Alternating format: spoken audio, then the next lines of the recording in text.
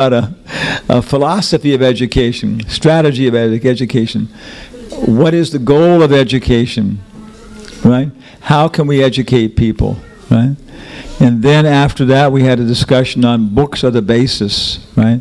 Srila Prabhupada has given us so many books, always books. Prabhupada says anything you have, any science you have, it has a book, like that. So same way, what is our basic principles? What is the goal of education? What is an educated person, right? And what books do we have as a basis? Then we discussed this whole process of, Varna Ashram education, how we can learn to live properly in this world and create a wonderful facility for spiritual development. And Mother Uttamam Parta here from Canada, from the Grihastha Vision team. And then next morning we had a discussion on early education, which is preschool, primary school, and even now on through high school. Our high school in Florida is authorized to give diplomas all the way through the second year of high school, like that. And very extensive developed programs.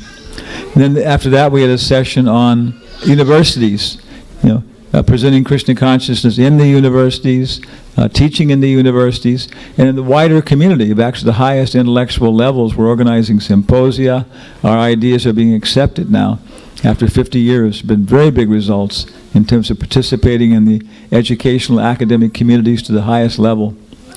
And finally, we had one symposium on how to organize a global educational network, because it's very difficult to do this kind of work, organizing everything so people can have standards where, for example, you can be studying the Bhagavatam for Bhakti by Baba certificate here, then your job calls you to go to Delhi after 2 years, and you can pick it up right there. ISKCON has a one integrated educational system. And of course, the purpose of education, what is the purpose of education? That's one of our questions there. Somebody else, and maybe Sesha, then we can talk a little bit about the symposium, and then we can see if anybody has any questions like that and so on. Hare Krishna. Hanumat Presaka Swami has very nicely described the volumes of literature that's available in this Krishna consciousness movement to help guide society. But where is society going is the question. We may have so much information, but if no one's interested or don't think it's relevant to them, then they won't care about all this valuable literature. But so the first thing that we attempt to do in the Ministry of Education here in the International Society for Krishna Consciousness is to explain to people, as Srila Prabhupada said in the introduction to his Srimad Bhagavatam, that the citizens in this world, the people in this world are misguided. They're misguided, and they're part of a civilization which is misdirected. In other words, their worldview, that which they consider to be the goal of life, the means to achieve the goal of life, that worldview is defective. Now, it's not just the Hare Krishna devotees that are saying that the worldview is defective, but any honest man knows that society today is full of a lot of contradictions. They've done studies, social psychologists have done studies on cell phones, particularly the picture function of cell phones. And they've concluded that actually when you take a selfie of yourself having fun someplace and post it, and it goes all over the world, you're creating depression. You're not spreading happiness. You're creating depression. Just the opposite happens. This was Arjuna's dilemma when he was faced with on the battlefield of Kurukshetra, and he saw on the other side of the army all his relatives that he had to fight with. And he said, wait a minute, you're asking me to do something that's just the opposite of what I want to do. You're asking me to fight my relatives and in that way find happiness. It's just the opposite. So human society is like that today. We earn a lot of money. We work very hard to do so because we think it'll make us happy. But then it doesn't make us happy. Another statistic. 2015, Bill Gates, your neighbor here in the Great Northwest, was the richest man in the world. He had a net worth of $72 billion or something that year. But 1 in 4 CEOs of big corporations report that they have problems with depression. Money does not make one happy. The worldview that dictates that money will make you happy, or that anything material will make you happy, people know it's wrong, but they don't have any information. So we have information, and part of the mission of the Ministry of Education in the Hare Krishna movement, ISKCON, is to convince people that they've got a wrong worldview and to give them a correct worldview so that they can be happy. Everyone wants to be happy, but how will they achieve that happiness? Through knowledge that's available in our books and which is systematically presented in courses like many of the courses you see advertised in the outside foyer, taught systematically so that people can achieve real happiness in life with the correct worldview. Maybe Maharaj can expand on what that correct worldview is.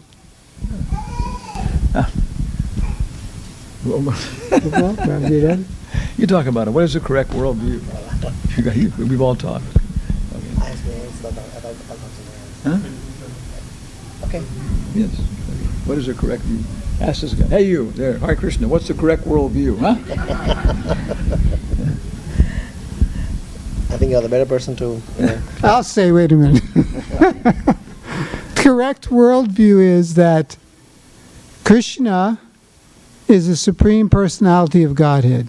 Okay. Krishna explains it actually in Bhagavad-Gita. Bhoktaram jagatapasam sarvaloka maheshwaram suridam sarvabhutanam gadvam mam shantam richati. He describes his position as the Supreme Personality of Godhead, the enjoyer of all sacrifices. And he explains how he's ready to give us that satisfaction and happiness that is his natural state. If we just give up the false pursuit of thinking that we are independent enjoyers and that we are meant to be servants of the Supreme Lord. Srila Prabhupada gives the example. Is that a bad position to be, a servant of the Supreme Lord? He gives the example. The servant, he's eating all kinds of opulent, everything. He serves the king, and the king gives his remnants, but it's first class, everything. So the servant enjoys just as much as the master, except for one thing. He knows that I'm servant, he's master. So knowledge that teaches us that is a correct worldview. Not that we're independent enjoyers. You want to enjoy, that's fine. Just do it as a servant of Krishna. Then you'll find lasting peace and happiness. Sarvaloka maheshwaram suridam sarvabhutanam gadvam mam shanti richati. You get shanti, peace, by understanding this knowledge. And so therefore we're dedicated to doing that. But it's not a haphazard way, and I'm going to ask Ramgiri Hari Prabhu to speak on this because he's organizing many of the activities of the Ministry of Education. So it's not a haphazard. We're not leaving it to chance that you get this knowledge. We're going to make sure you get it by organizing ways to make it palatable so that you can digest it quickly and easily. That's the purpose of our function, and that's why we've been meeting here for the last 3 days to try to facilitate that all over the world. So Ramgiri Hari can explain something. Srila Prabhupada ki jai. Actually, I'm not sure if you all know this. ISKCON Ministry of Education is the first ministry that Srila Prabhupada convened. Actually, Prabhupada wanted to systematically, if you see the 7 purposes of ISKCON, 4 out of the 7 purpose directly or indirectly. In fact, all the 7 is education, but directly 4 out of 7 directly talks about education. And Ministry of Education is a very, very important ministry to be definitely organized, and we need to, whatever we have been doing for the last 3 years in North America, in Houston we have been convening, and this is the 4th year we all met in Seattle. It was a very, very productive 3 days of meeting where we were strategizing and trying to collaborate with various projects. And Maharaj gave a very nice perspective, and Sesha Prabhu also, both Maharaj and Sesha Prabhu set the tone for the conference in terms of, Sesha Prabhu started with the worldview, and Maharaj gave a perspective of philosophy and strategy, and to say that how all the educational initiatives, heart should be in Sankirtan, and goal should be Prema, and foundation should be Varnashrama. So while somebody will be doing adult education or kids education or various forms of educational initiatives within this movement, I think some premises and some foundation and some deep thinking had definitely been done and had been shared. So we are very, very happy to have had this meeting, because a lot more things we got accomplished, and we are sure you all also want to eagerly hear about what we have done, and if you may have some questions on some of the initiatives that we are taking in the Ministry of Education. I heard somebody had some questions on homeschooling, somebody had some questions on adult education, distance education.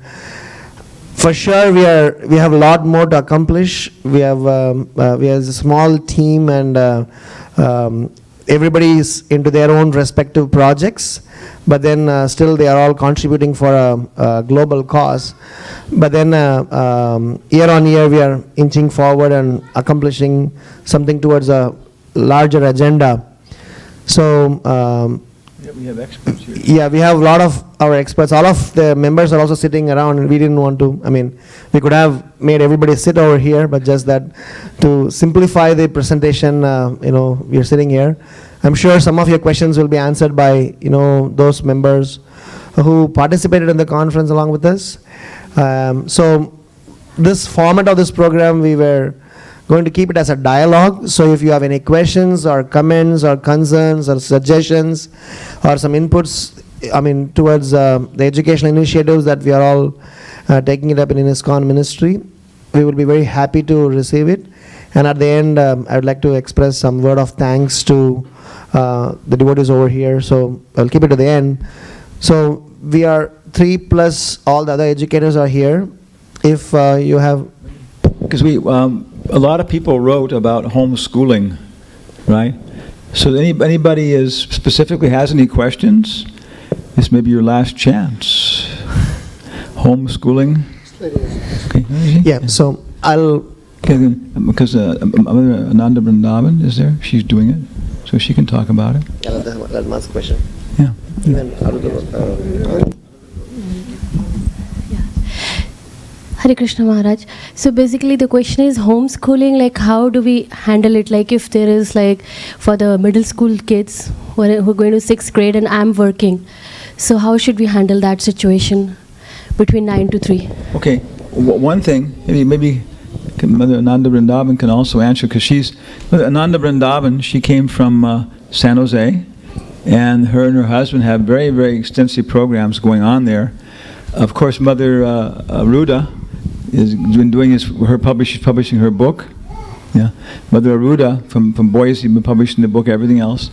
So we were thinking of having her online here, but she was saying... She's coming here. I know. Yeah. He's always one step ahead of me. Yeah. So she's working out with what's his name? Pandava Vijay. Pandava Vijay is working out the coordination because they were thinking of coming and having a separate seminar anyway. So within the next, I don't know, maybe month or October? Okay. Okay, in October then there'll be a specifically dedicated seminar on homeschooling like that and so on. Yeah. But then maybe you can also just talk about it a little bit for everybody, and also specifically how do you deal with older children and things like that. Hare Krishna. His Mataji's question is for 6th grade. Is it for 6th grade? And she's working. So actually when I started homeschooling my kids, they were in 1st grade and kindergarten. I started at that age, and right now they're grown up a little bit. The thing is, I stopped working in the beginning, of course, that I have to completely focus on them because my husband cannot give them time at all. So one of the parents have to sacrifice in the beginning when you start the homeschooling. But when you get acquainted with the child is adjusted to it, and then you can start slowly working again, either working from home, have some flexible time, because homeschooling is the one which gives you the complete flexibility of hours, what time you are going to teach your child, what time you are going to work. And it's not that you have to teach like a school-based curriculum. Children can learn in any number of ways. Like when you are cooking, you can teach them math, you can teach them science, they can help you in cooking, and it's all the service for Krishna. Also, when you are doing something else like house cleaning, laundry, anything, they can help you. And with that, they are not just grasping the math, science concept, but also they are learning the life skills. So it's not that we have to just sit and teach them. And that definitely you need 2 to 3 hours. What I got from Arudha Mataji, everything I got from Mataji and Prabhuji, who is present here. And it is like you have to just put your curriculum in such a way that they can learn through different activities, not just through the textbooks. Like I never followed any kind of curriculum for my kids, and it's just happening like that by like completely surrendering to Krishna. Hope I answered, but Arudha Mataji is coming in October, so she can definitely help you more. And if I can just say, Ananda Vrindavan Mataji, her son is in university. So she's doing through cooking and cleaning and service, but her son is 13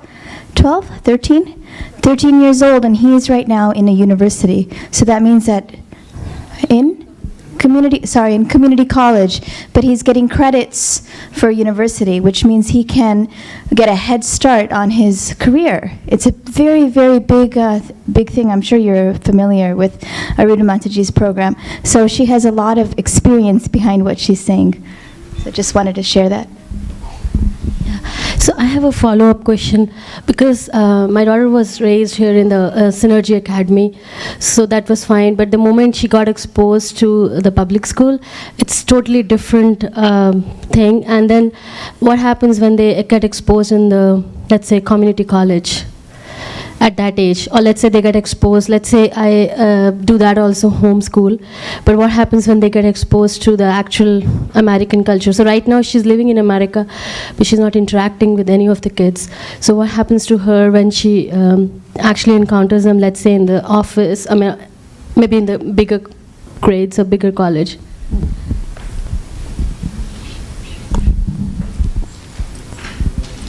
Actually, that was my concern when my son was ready to write the exam and go into the college, like last year, and I was counseling with other homeschooling parents how he could handle, and I was really concerned about it. I was backing him up, but he wanted to go. He said, let me try in summer, how am I doing? And he did excellent. He did really excellent. He didn't have any peer pressure, there is nothing. I asked him, like when he comes back on the first day, how did you feel? Everybody was older, and it was a summer course, it was more older kids rather than normal high school kids or the college kids. And he really took it very positively, and that is another advantage of homeschooling, is that when you homeschool, they are mostly with adults. So they get to know how to deal with adults, rather than when they are going to public school, they are only with their age kids. And also they are only with 1 or 2 teachers the whole year. But when we homeschool, I send to him different classes as well outside the homeschooling classes, like for science, for art, for music. And he is, he was taking classes with much older kids than him, or in some classes much younger kids than him. So it was like very much balanced, like he can handle any kind of situation, and mostly they are in temple services or in temple with temple devotees. So they are mostly in adult environment, so they can cope up very nicely with that, as per my experience. Just one small comment to make, and then maybe Shubhra Mataji and Mataji want to say a few words as well. Your children are only with you for all of 15 years. Whatever is set from age, baby 1 until 15, that's set for the rest of their life. I know, because in so fast, so quick time, my son has become 15 years old.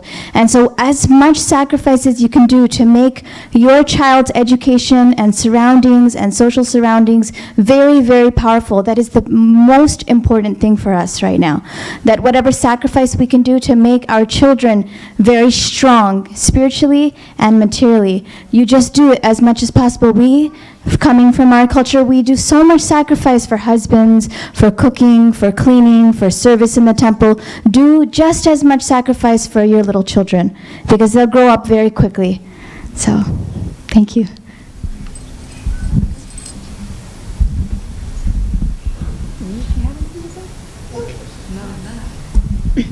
I just one comment. One of the presentations today, was it today? I think either yesterday or today, was Radhika Raman Prabhu, and he actually touched a lot on this topic with higher education and sending our devotee children to colleges. So I believe that's captured and recorded on YouTube. So maybe in some manner and way we could share that YouTube video, because I know I won't be able to do justice to his whole presentation. But he talked, especially he touched on association in his presentation, and even like making that conscious effort on selecting that college and university for your child, so that the location is, in a place where they are still getting that devotee association. All the programs downstairs were being broadcast on your Vedic Cultural Center YouTube channel, and everything is recorded there too. Yeah.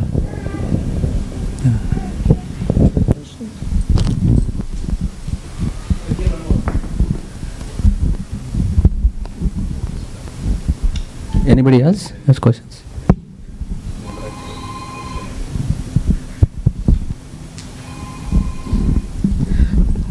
You have somebody?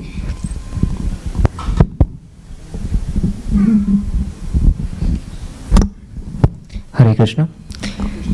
I have a curious question. So when we read Bhagavatam in the 3rd canto, when we read through the Sankhya philosophy of Kapila Dev, it provides the proper and a very radical or radically different understanding of the theory of matter or science, as opposed to what is taught in modern curriculum. And I think it also helps in devotional service as well as understanding the nature of the world. So I was just wondering if there is at a high, one of the principles or strategy that we are thinking in long term to be able to develop curriculum right from like grade 1 up until gradually progresses up to 12th grade based on Sankhya philosophy, which provides a radically different and proper understanding of what material nature is. Is there any work being done in that direction? Well, I mean, everybody here can comment, but what I've seen is that Hari Vilas himself has been doing like a series of vignettes, focusing on different aspects like that to introduce it. But yeah, it's a very, very big movement with many, many different centers and people doing different things. Personally, I graduated in this area in the university and so on, And we've been doing programs with big institutions and scholars, and there's a lot of interaction. But in terms of making it systematic in the curriculum of our preschool, primary school, like that, I think it's still very, very much, we're developing it, but maybe Sesha and Ramagiri can talk more. But definitely from the very beginning, Prabhupada wanted the Bhaktivedanta Institute, to work in this area of interface of science and spirituality and so on. So there are many very, very big programs going on where we're working with people, we're communicating, we're seeing results. This is the material world. It's like a prison. So how many people in the prison are going to change their character and become good people? We can't expect that everybody's going to change, and maybe even not a majority. But we can get a lot of people. So that's what I would say, that there are very, very extensive programs going on, but specifically how it's actually developing in different curriculum area, then maybe Ramagiri and Seshaji can talk more about that. Or maybe somebody else. Actually, somebody had the same questions or similar question, not from the Sankhya philosophy perspective, but on the curriculum development during the discussion in the evening. Actually, a lot of devotees around the world are independently working on various curriculum development initiatives in their own humble capacity. And Ministry of Education have definitely taken cognizance, taken note of that, and we are trying to thread them together now. In fact, I know myself, there are devotees working on science. There's a devotee in ISB I met. He said that he's working on a whole STEM program with Krishna consciousness perspective. And there's a devotee in Singapore who's working on English and math program. Some devotees in UK, they're working on philosophy and ethics curriculum, and they have already published and got approved by the government of UK.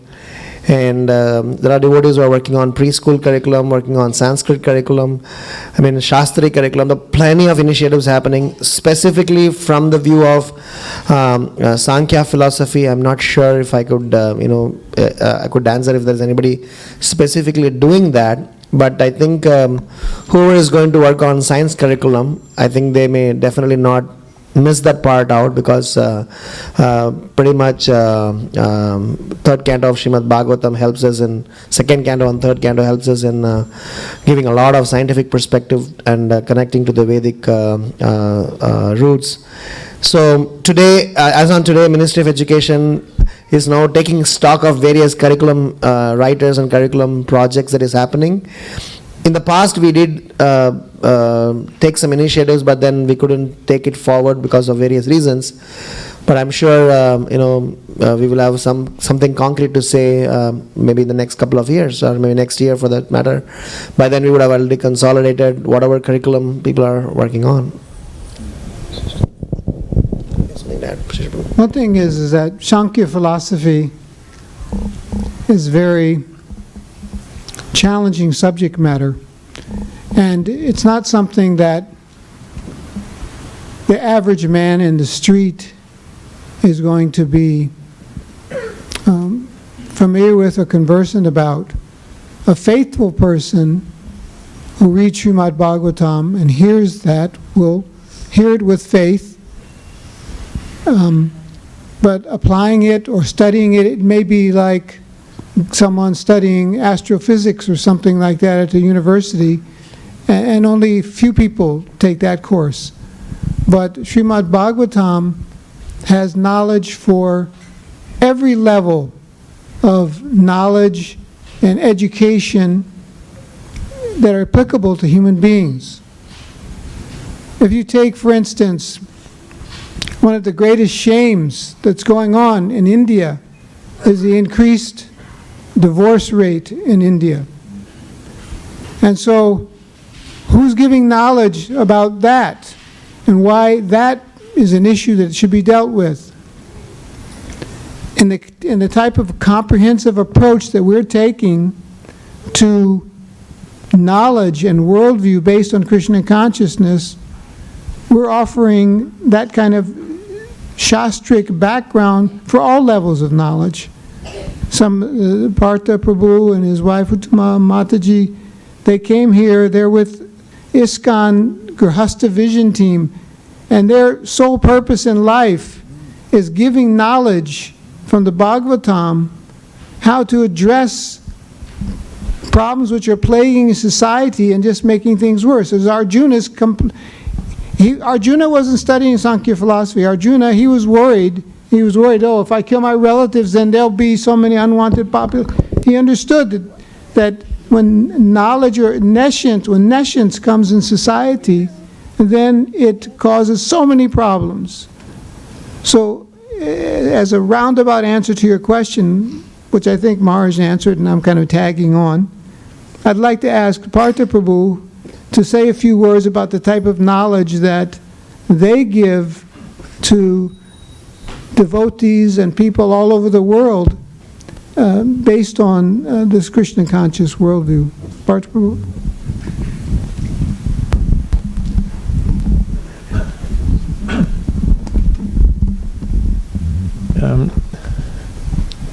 If what we're giving to devotees in the Grihastha ashram to help them become stable and happy and peaceful and productive in the Grihastha ashram, it would be boiled down to the essence of chant Hare Krishna and be happy.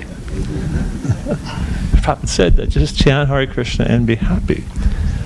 But how do you chant Hare Krishna and be happy? You have to begin to understand the philosophy of Krishna consciousness, and you have to begin to learn how to practically apply the philosophy of Krishna consciousness. You have to learn how to live and breathe the philosophy of Krishna consciousness. So what we do as educators, specifically, we try to help individuals understand the paradigms that govern their lives. And we help them understand different paradigms that affect us all.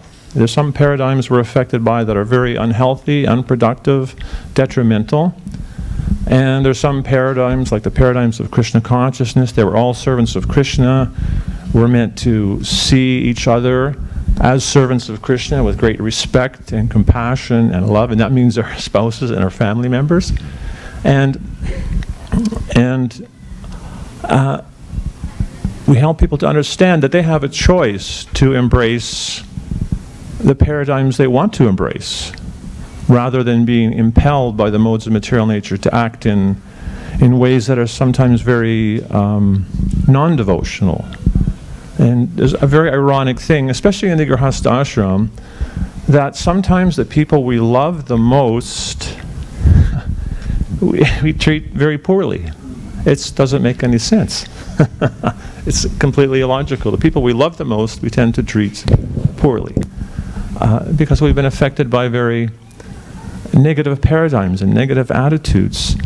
So by examining our attitudes and paradigms, and this morning there was a nice lecture playing during the japa class, and Prabhupada was saying how your mind can be your friend or your mind can be your enemy. And we can act according to the dictations of our mind based on these different impulses we feel, or we can learn to try to understand the principles of Krishna consciousness, the valuable things in Krishna consciousness. And then when we're subjected to different stimuluses in our life, rather than reacting and responding according to the modes of material nature as Krishna describes in the Bhagavad-Gita, that we can just pause for a minute and think that, well, do I want to respond simply by the impulses of my lower modes of nature? Or do I want to choose to embrace these higher principles and values of Krishna consciousness and act from that platform? And we all have that choice. That's the advantage and value of the human form of life, that we have a choice how we're going to respond. An animal simply reacts. They simply react. But the human being has a choice. Like you drag a string with the ribbon in front of a cat, and the cat will immediately chase it. Animals do that. We were in a wildlife park in South Africa, and there's all these signs: do not run, do not open the car window. and apparently someone didn't read the sign, they got out of their car and ran, and end of story. So animals, they just respond automatically. But if we pulled a ribbon down the middle of the temple room floor, I don't think anyone here would chase it. Because we have a higher intelligence. We don't want to seem like a foolish animal. But in our behaviors, sometimes we don't really think before we act. Like in Bhagavad-Gita, Krishna talks about austerity of speech that doesn't offend. So we try to teach devotees to understand that there are higher levels of consciousness they can practice in their Krishna consciousness. And it's not something difficult. It's not actually rocket science. It's just a matter of learning to chant Hare Krishna and learn to respect and have compassion for everyone around you, including your family members and children and community members. So it's actually something that's very simple, but it's like we can't see the forest for the trees. Kali Yuga, yes. So that's our service, is to try to help devotees develop this more healthy attitudes and develop healthy paradigms, because when you change your paradigm, your behavior changes very quickly. So, is that good? Great.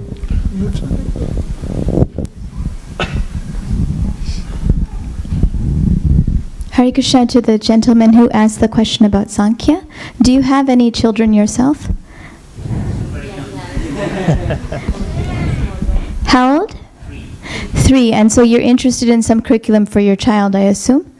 No, I'm just thinking that's happening something like most of what I have seen is basically trying to bridge whatever is, in traditional science versus modern science, and just trying to explain the same thing, like, hey, using the same terminology that the modern science uses. And hey, we can also prove the same thing, which is not exactly the same thing how Sankhya presents it. And I've seen one work that's done by Rishi Raj Prabhu. He was with Bhaktivedanta Institute. His name is Ashish Talela. He has composed a series of books, but it's not it's much higher level. It's not meant for students of lower grade or high school. But he, his is the only work that I've seen which really does not use any terminology from like modern science. But I think we can start from that, because he has provided such a nice foundation that we can break it down further at a lower level and train devotee children right from the beginning. It did not be super complicated. So what I would recommend is that, first of all, number one, because you're interested in this, that you team up with Ram Giridhari Prabhu, give him your number, your information, and team up with those devotees who are working on curriculum and see where you fit in. And by the time your child is 5 or 6 or at a reading age, and Anantarupa Prabhu can give more information on that, sit down with them. Let's not wait for great curriculum to come. It's in the works, but it may take some time. Open up the Bhagavatam and read. Simple. Just sit with them, open up the Bhagavatam, what you're interested in, what you're passionate about, that you want to teach your child. There's no need to wait for any curriculum. It's already there. There are 10 cantos are there. Right. So that's what I would recommend that you do. Thank you.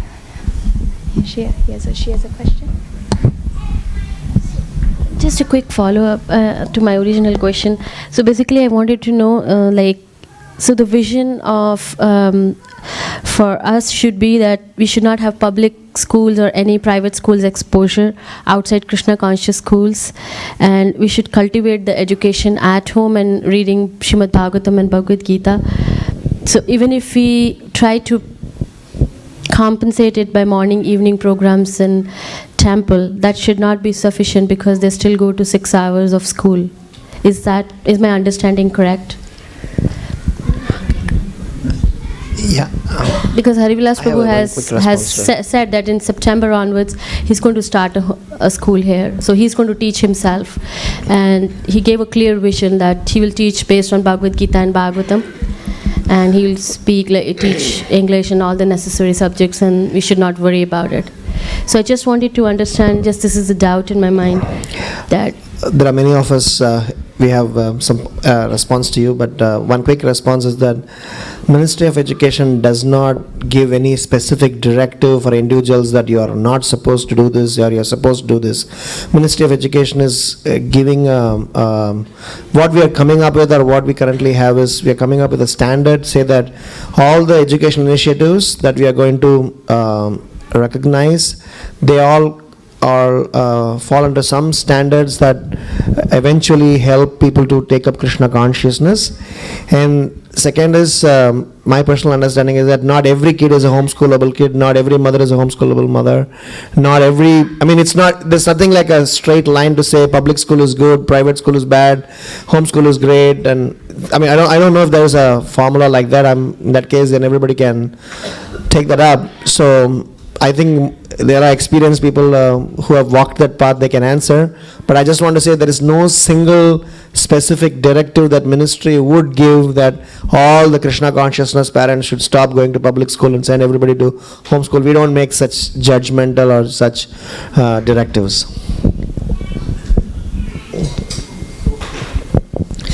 Even Anandabrindavan Mataji had something to say. Once you... One microphone there, one microphone there. Yeah, I mean, okay. I think... Hare Krishna. This is Anant Das from Boise, Idaho, whose both of whose children were involved in homeschooling, so he had a lot of personal experience with this program for many years. Radhika Raman, Gopal, Hari. So now he's going to give us his sagacious advice. So if I hear, I think in background you have the concern that your child will not be exposed to the American culture, right? And my comeback is this: even without you knowing about it, he's already exposed. Your duty is to balance it out with your culture. You see? And I get very emotional about it.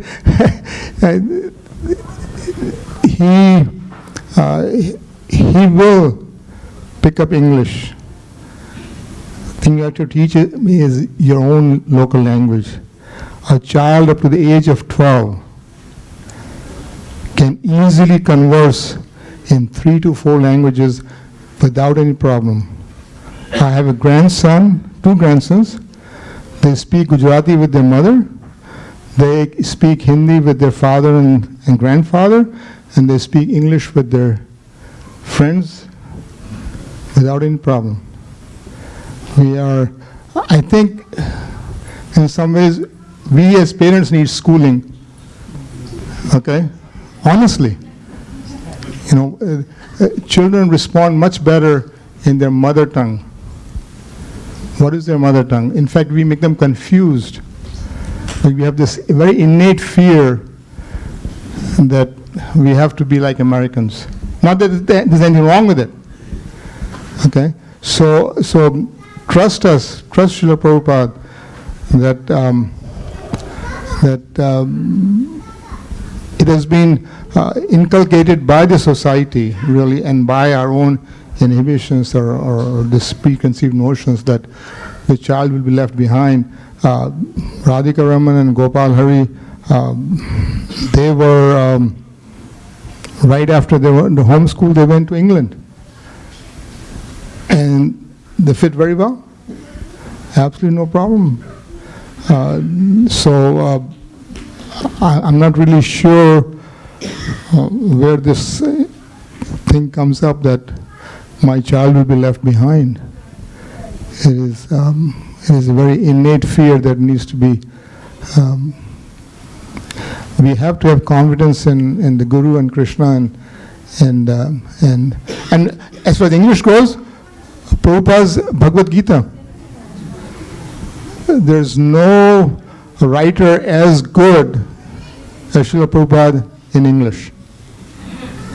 I mean, when we were studying, Dr. Sahani was an English professor at BSU. He came and he said, your children, who were at that time 7 or 8, They're reading much better English and understanding better than my sophomore and junior students at the university level.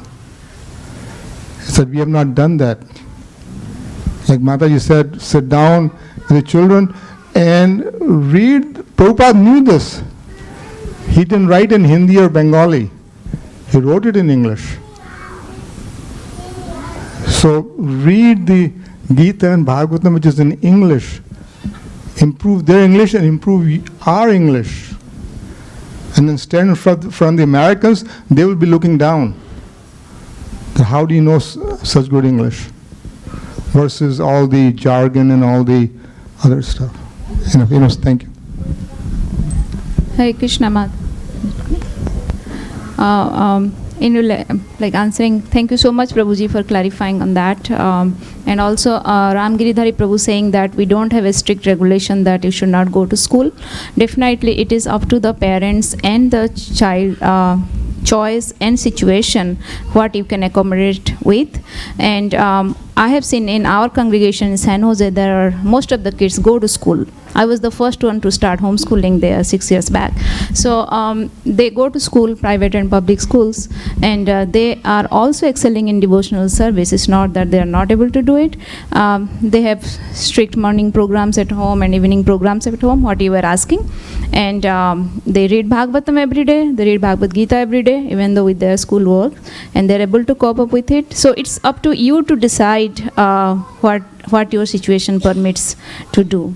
So that is I think the best thing.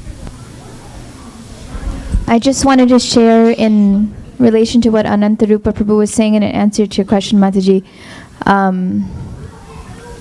This room right now is filled with those of us who have had the experience of taking the sacrifice and the worry and the stress of taking our kids out of the public school system.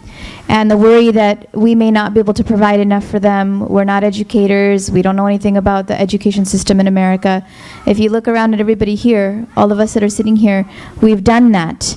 Anantarupa Prabhu, you know his background. My son just entered also community college, and every teacher, every professor that he's going to is writing recommendation letters, mile high, long recommendation letters. And I didn't do anything special other than just give him a Hare Krishna education at the school.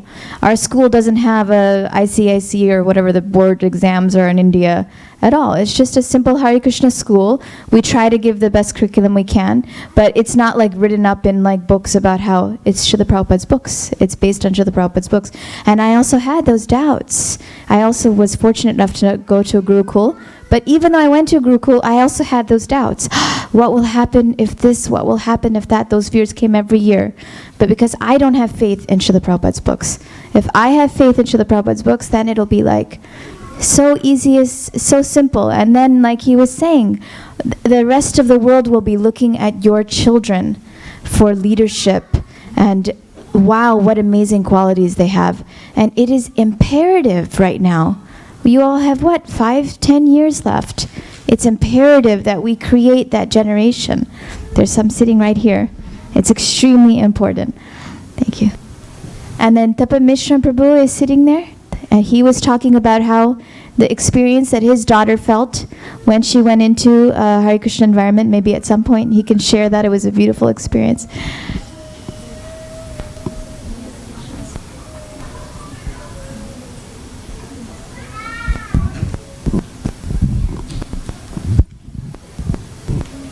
Hare Krishna Maharaj. I'm doing homeschool since last 3 years, 2 children. My question is, like when there are so many festivals and so many activities for the kids in the temple, how to, like when we see the ISKCON perspective, activities and both chanting, getting up in the morning, both are important. So how to prioritize, whether like we have to prioritize getting up early and do chanting, or like focusing on activities, like how to prioritize and how to teach the children that this is more priority than this. How to emphasize them. course, all these questions, like we're saying, are very, very individual. You know, even little children, from the time they're born, they're different. You know, very different. So some kids are active. They like to work in the festivals, right? They like to work in festivals and help construct things. And other kids just like to read for hours. So, you know, children have different kinds of propensities like that. And so it's a very big question, you know, like that. You know. And so by associating with different devotees, you know, grihastas, people like that, they can start to give you some guidance, you know. But in some ways, the basic principle is there. Hare Nama, Hare Nama, Hare Nama, Eva Keva Lo, Kaloha Nasteva, Nasteva, Nasteva. Yeah, so kirtan. Lots of nice kirtan chanting with devotees. And that's, even if there's no taste, that's what we should push. Our priority should be associating with devotees and chanting Hare Krishna. And when we're tired, take prasad, okay? Yeah, that's the basic program. Then after that is there, it's natural to see people have different propensities, you know, yeah. And then in terms of daily schedule and everything else, you know, it's getting up early is automatically better. I remember one time I was talking about, you know, getting up early, everything else. I was in Canada with Veda Vyas, Sure he is now. He was a big book distributor, leading everything else. And he said, he wrote me about like 2 weeks later, and he said, you know, you're always talking about getting up early and everything else. And I think sometimes, well, I have other things to do, I'll sleep a little bit later, this and that. But he said, I was thinking about it, and I finally came to the conclusion there wasn't one time in my entire life as a devotee when I made the decision to actually get up that I ever regretted it. So getting up early is just really not high priority. Okay, if you're going to bleed to death or, you know, something, okay. But really, I've heard that Prabhupada said the only excuse for not coming to Mangal Artik is an inability to crawl. You know? So you get up at that time, you know, and have your activities according to what, you know, the Gurukula in Vrindavan, Prabhupada said they come to Mangal Artik, they stand there, they start to learn the songs, they go back and have some sweets and hear stories, and when it's warm enough, they take a bath. You know, okay. So it's adjusted, but that's the time when people should be up, doing whatever is natural for them, and so on. So that's why I say one priority in terms of the balance is, the morning is for your spiritual life, daytime is for making money, all right? And the evening is to enjoy, you know. So you can balance it like that, and so on. Okay, here we go. I have I want to add just another perspective. Maybe it's a best practice also, is that generally as a parent we don't decide for the children, we help them take decision. Rather than we stuff them up saying that this is your priority, you better do this. It'll be very nice if we educate them, that they come up with their priority and we educate them and we stand by them to make a decision. That will be much better. Otherwise, at some point in time when the kid becomes independent, and they may say that all my independence and freedom and whatever that otherwise I'm supposed to have had God, we're all taken away in the name of priorities. So I mean, just give a perspective that probably as a matter of educating, we should educate the children to help them take a decision rather than we take decision for them.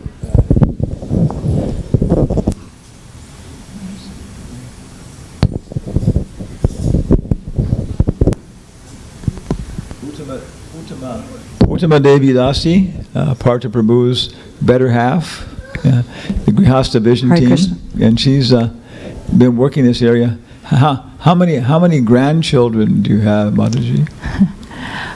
I have 5 grandchildren from 3 children. You live in a big city with industrialization and everything else, no? No, we live in Sharanagati, which is about 5 hours from here. Some of you may have come for japa retreats there a few years back with Ramapad Swami.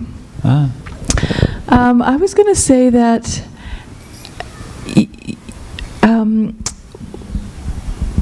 we had a discussion on how, I think it was Radhika Raman that was explaining that, how when the children learn the philosophy, it should result in a permanent practical application. Like, we understand that Krishna is the Supreme Personality of Godhead and we're all spirit souls, and we understand that everything living is a spirit soul. So I have yet to see any child raised in Krishna consciousness knowing that animals are spirit souls to go and eat meat. Very, very rare. Because they understand that the animal has a spirit soul and they wouldn't dream of eating it. So when you teach them how to apply the philosophy in practical terms, they're going to know what to do. And we all have that inherent knowledge. You know, we have that sloka, Nityasiddha Krishna Prema Sadhika Binoy, that by hearing and chanting, our original Krishna consciousness is revived. So I want to take the opportunity to tell you a story about Lord Jagannath here. Oh my gosh, what year was it? Probably 1976. My husband and I were asked to come down and help with the deity worship here for about 6 months. And at that time, we only had Lord Jagannath. And so we had a different farm besides Saranagati that time. It was on the Canadian-US border, and it was in Bridesville. And so we'd taken Lord Jagannath to the farm there to have a joint Rath Yatra with the Jagannath that's currently in Vancouver. So when we were coming back across the border, we transported Lord Jagannath in a special altar with a little curtain. And when we crossed the border, the customs agent wanted to search the van. So he opened up the side doors, and he looked in and he saw this, you know, box with this little dome thing on the top and these curtains. So he opens the curtain up and he goes, "Oh, excuse me," and he shut the curtain. Oh, excuse me, sir, yes. So you see that this inherent knowledge that Krishna is a person is in there. So you just got to bring it out of your kids.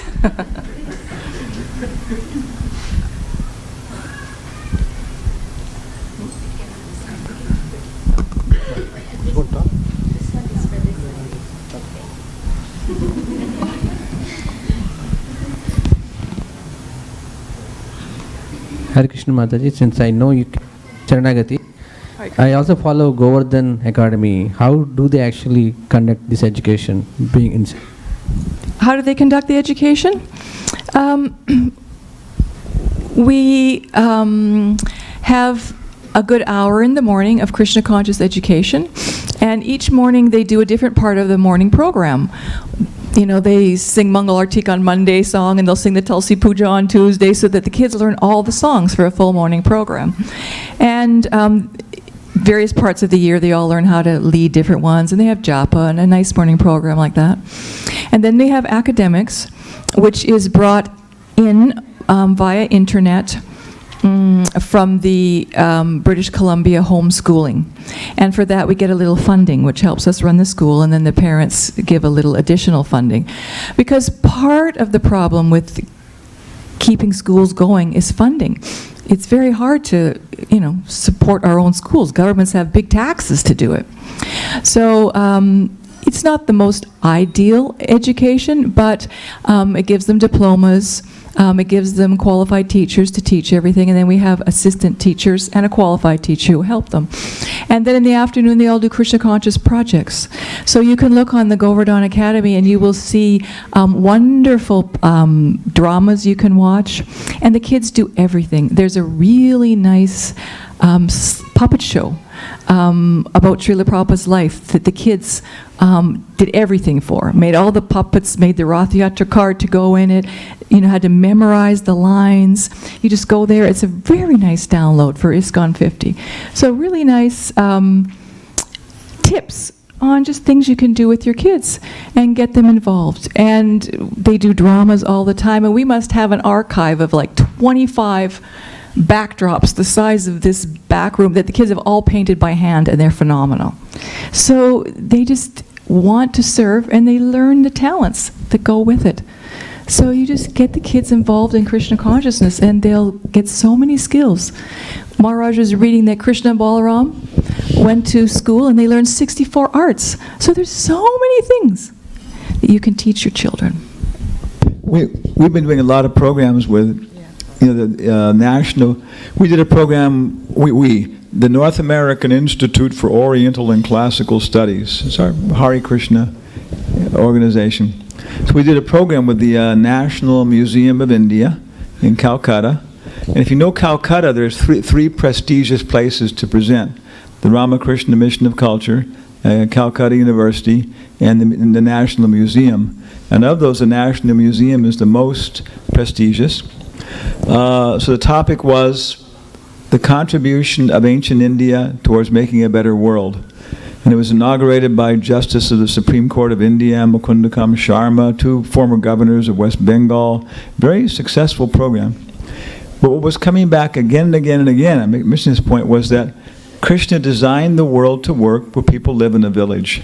Ayurveda, Gandharva Veda, Danda Veda, all these very superior, ways of living with medicine, architecture, all these things, social sciences are all designed where people live in a village. And one of the biggest contaminations is that we get our consciousness in terms of, entertainment, which is coming from such gigantic distant sources, technology, which is coming from such gigantic distant source, and also education and science. We have to have a big global network which is going to do this. But really, all this stuff can be developed in your community. You have local devotees who are very expert in different areas. Harivilas is developing nice programs. And then you have people coming through, sannyasis, different people, and giving some kind of perspective like that. But just develop your own community. Right? Start doing collective homeschooling. Become a nice Hare Krishna village, and you don't have to do something which is going to be universally acceptable throughout the entire universe. Just do something nice here. Yeah. And do your own Sankhya. Okay.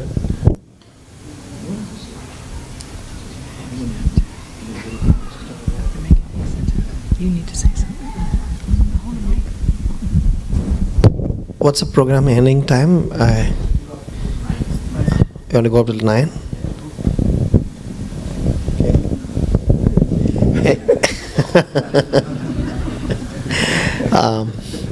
Anybody else have any other questions?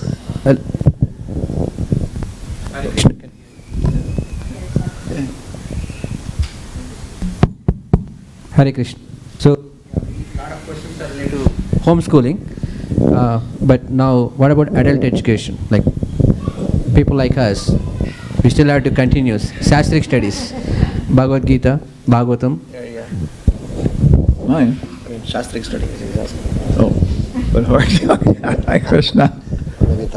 I didn't want to take sannyas. But Hansaduta was making everybody take sannyas, and he said, well, he had problems, so I can go become a brahmachari again. But everybody was, pushing me. Yeah. Okay. Adult education. What brings to my mind right away, there's one very, very nice devotee, Jayananda. Have you heard about him? Jayananda? Yeah, he was Prabhupada's disciple. And very, very, people say that somebody asked Prabhupada, we've heard that some of the people in this movement have come from the spiritual world and everything else. Is that true? And Prabhupada said, you would be surprised if you knew who some of the people in this movement were, like that and so on. So very, not just them, but even now, extraordinary people in this movement. So Jayananda was a very extraordinary person. Satsvarup Maharaj, Tamal Krishna Maharaj, so many people, they said, if anybody was a personal associate of Prabhupada, probably Jayananda.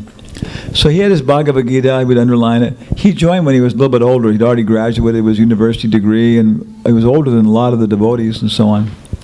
So in one place in the Bhagavad-Gita, Prabhupada is saying that when the natural love and innocence of children, when that natural love and innocence turns into lust, maybe like about 12, 13 years old or something, it's very difficult to bring it back under control again. But if we're trained up properly, when that hits us, we can keep that same innocence and beauty and see life nicely. But Prabhupada says, Bhakti Yoga is so strong that even a late beginner can make rapid progress. So Jayananda, thinking of himself like that, underlined that.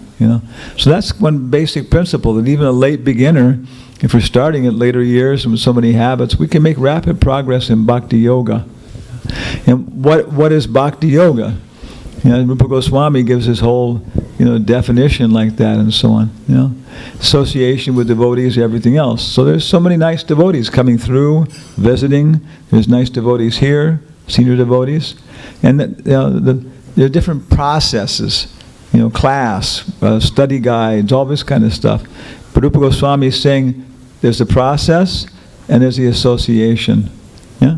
So the more important of the two is the association. So just learn how to talk confidentially. Dadati pratigrinati guyamakati prichati. Yeah? Upadeshamrita. Learn how to develop relationships with different devotees. Find people who you admire and respect, and start talking with them confidentially. And then giving gifts, receiving gifts, giving prasad. And just with that process, we can make very, very rapid progress. Then within that process, right, once we make friends and stuff, then we want to systematize the relationship. Let's get together every Thursday. Let's make a reading group, right? Let's do this, let's do that. So I would say again the same thing. For late beginners, it's the same thing. Get up early. Yeah, I have an online program every day at 4:30 in the morning. We're on startmeeting.com and 11 to 15 people. So somehow or other, we just make a way. You call people up, use those morning hours to associate with devotees, have some chanting, have some books, and that's best program. Then after that, so many systematic things can develop in terms of Bhakti Shastri, Bhakti by Bhava. But if we forget that first principle, having fun, having this association with devotees, then it becomes just like dry, and we're looking, why am I doing this really? Yeah. So. Just to give a response to the question that you asked for adult education, from the Ministry of Education, we have formed a Shastrik committee who are currently going to look at all the various Bhakti Shastri, Bhakti Vaibhavas globally, and trying to get a view on what's currently we have to consolidate, and even to build up a global system, so that that will include distance education, online education, and localized education. So we would like to get to some sort of standardizing them. We already have standards by Board of Examiners. They already have brought in some standards for Bhakti Shastri, Bhakti Vaibhava Center. But then we don't have a mechanism where we go back and reviewing them. Are they, maintaining the standard? So we are this conference, we had a very, very fruitful discussion on how to consolidate all this Shastrik education initiative. So adult education from Shastrik education perspective, as well as Varnashrama education perspective. Varnashrama education perspective, we had this team from Sharanagati who are doing a fantastic job, and I'm sure there may be other devotees. I'm sure there's a devotee called Jai Sheela Prabhu in New Zealand. He's also doing a lot of this adult education program to help devotees in their marriages and stuff like that. But adult education in terms of Shastrik education, our Shastrik education team, probably by the time we have the conference next year, we would have much more consolidated status on where we stand, and we will be able to nicely direct people and also give them information of where they can go and what are the processes that they need to follow to get themselves certified. Here already, for sure things are happening, but if you want to get into a perspective of distance education or what is happening around the world, I'm sure by this time next year we have a conference on 21st to 24th 2018 in Florida. So by then the team already has got some timelines and milestones to achieve. I'm not sure if that answers to your question, but at least that gives the status on what we are doing on the Shastrik education. Any other questions?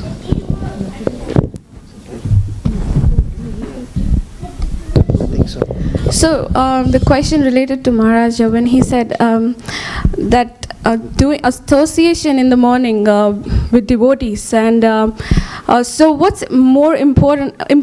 Of course, it's more of the japa mala that we are supposed to do, but also, I remember one instant where Mataji's, we planned that in the morning at around 8 or 9 we can do Bhagavad-Gita reading, and then we can continue doing one round of chanting over the phone, and then start a day. And there are many of us householders, we have kids and so many things in the morning. But of course, so taking out this time, so we had this, thing at the back of the mind. Of course, it's very genuine and kind of, I don't know if it's reasonable, but that we should do our rounds first, and then in the afternoon or maybe at that time we can set up for a Bhagavad-Gita class or a class for, or not a class, but like a Gita reading, Gita reading or a Gita partner. So so what's your approach, or what would you say, Maharaj? Again, everybody's different. Right. Probably a lot of the ladies use makeup, right? Yeah. But probably very few of the men do that. I don't. Any men here use makeup? I don't like that. Yes, right away. And the children are different. Some people are Kshatrinis. They want to see their son go out and die for the country rather than bring somebody. Has a lot of variety. But Prabhupada says, in this movement, we require everyone to rise early in the morning by 4 o'clock, which is Brahma Muhurta, before the sun rises, right? To 10 Mangalartik. So you should have an altar. You have a picture of Krishna, the form of Krishna. He's a person, right? And it can be very simple. You can offer a flower every day. You can look for nice flowers. So rise early in the morning, have a little bit of recognition of the altar, the deity. Perform kirtan, chant, maybe 20 minutes. Of chanting Maha Mantra together, very dancing. Then you chant some japa and then read Srimad Bhagavatam. So rise early in the morning, Mangalartik, Kirtan, and Srimad Bhagavatam. Then after that you can adjust it like that. But that's required. And later on in the day, again, different people. Some people like to read, one book all the way through. Other people like to have a regular schedule of reading a book different times, so on. So it's definitely fine doing certain number of japa malas in the morning, and then having a Bhagavad-Gita reading with your Mataji friends, or with the association over the phone, or with any. Prabhupada said when I was grihastha, I would chant 4 rounds after I got up. Okay. 4 rounds before breakfast. I get 4 good rounds done during the day. And before I let myself go to bed, the last 4 rounds will be done. And this way it wasn't a burden. But for sannyasi, saying best time to chant your rounds is before Mangalarti. So I try and get up. I usually many times by 1:50 in the morning. All the bars are closed at 2 o'clock all across the U.S. It's a great time. But I have the facility I can take a nap during the daytime because I'm not regulated by a job like that. So it's different. I think I should suggest that maybe we're going to have kind of finish everything else off here. So when we have, in general, we wanted to thank everybody on behalf of the hospitality. It was only possible to have this very, very nice intellectual discussions, arrangements, because the hospitality here has been something not of this world. We are being picked up from the airport and transported. It was so expert. Accommodations were expert. The telecommunications facilities been expert. All the devotees are very pleasant and nice. Response is good. So it's only been possible to do this because of the hospitality we received here by Nila Madhavadam like that. So thank you all very, very much. Hare Krishna.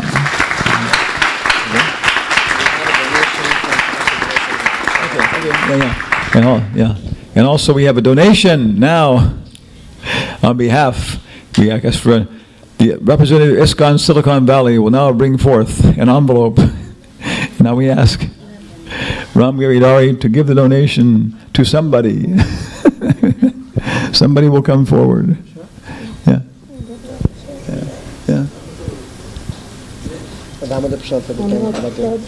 Damodar Prasad. Yeah. Okay. Hare Krishna, Hare Krishna. Krishna, Krishna, Hare Hare. Give them first donation from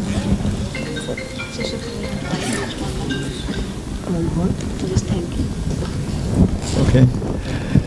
Lord Chaitanya was going through the Jarikhanda forest and he was chanting Krishna, Krishna, Krishna, Krishna, Krishna, Krishna, Krishna, hey. Krishna, Krishna, Krishna, Krishna, Krishna Krishna Krishna Hey, Krishna Krishna Krishna Krishna, Krishna Krishna Raksha Mam, Krishna Krishna Krishna Krishna, Krishna Krishna Pahi Mam, Rama Raghava Rama Raghava Rama Raghava Kshamam, Krishna Keshava Krishna Keshava, Krishna Keshava Pahimam.